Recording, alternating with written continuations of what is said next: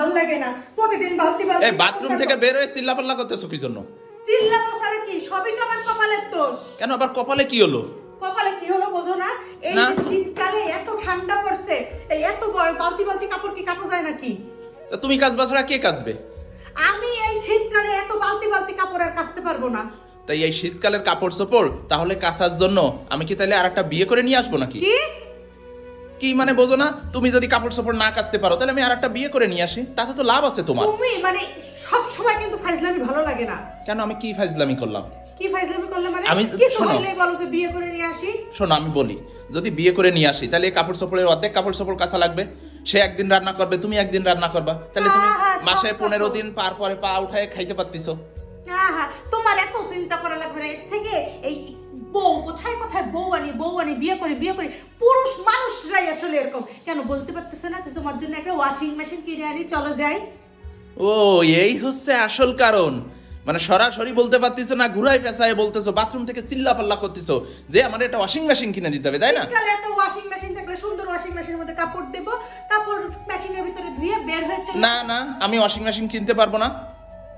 এত বছর তো কেসে আসছো, তাতে তো সমস্যা হয়নি, এবছর এত কি এমন সমস্যা হলো? পাশের বাসার ভাবি গতকালকে কত সুন্দর একটা ওয়াশিং মেশিন কিনে আনছে, কি সুন্দর আজকে মেশিনের মধ্যে কাপড় দিচ্ছে আর কাপড় বের হচ্ছে, দিচ্ছে আর কাপড় ধুয়ে বের হচ্ছে। এইটাই তাহলে আসল কারণ। ওই পাশের বাসার ভাবি তো তোমার মাথাটা নষ্ট করছে। পাশের বাসার ভাবি ওয়াশিং মেশিন নিয়ে আসছে, এখন তোমার আনতে হবে। মানে এত বছর সংসারে এত বছর কেসে আসতে পারছো, এই বছর খুব একটা ঠান্ডা তো এখনো পড়ে পড়েনি, তাই এরকম সমস্যা হচ্ছে। এইটাই ওয়াশিং মেশিন কিনে আনছে, ওনার জামাই ওয়াশিং মেশিন কিনে দিলে তুমি কেন আমাকে দিবা না? আমাকে ওয়াশিং মেশিন কিনে দিতে এইটাই হবে। হচ্ছে আসল কারণ। ওই পাশের বাসার ভাবি নিয়ে আসছে, এখন তোমারও ওয়াশিং মেশিন কিনতে হবে। এতদিন মাথায় ব্যথা ছিল না। শীতকালে আমার কষ্ট হয় না, ভাবির কষ্ট দেখে তো ভাবির জামাই ওয়াশিং মেশিন কিনে দিছে, তাহলে আমার কষ্ট দেখে তুমি আমার ওয়াশিং মেশিন কিনে দিতে পারো না? আচ্ছা, তোমার কষ্ট দেখে যদি আমি আরেকটা বিয়ে করি তাতেও তো হয়ে যাবে। আর একটা জিনিস শোনো, ওয়াশিং মেশিন ইলেকট্রিকের জিনিস, কোনো কারণে নষ্ট হয়ে যাইতে পারে, সে সময় কি করবে? কিন্তু আমি যদি আরেকটা বিয়ে করে নিয়ে আসি, সেটা তো আর নষ্ট হবে না। না, খালি মাথায় ঘুরে বিয়ের চিন্তা, কিছু বললেই বলে বিয়ে। কেন আমার একটা ওয়াশিং মেশিন কিনে দিলে কি হচ্ছে তোমার? ওয়াশিং মেশিনটা কিন্তু স্থায়ী সমাধান না, কিন্তু একটা বিয়ে যদি করে নিয়ে আসি সেটা কিন্তু স্থায়ী সমাধান। তোমার স্থায়ী সমাধানের কিছু না বলে আমার ওয়াশিং মেশিন চাই। এখন তো ওয়াশিং মেশিন চাবা।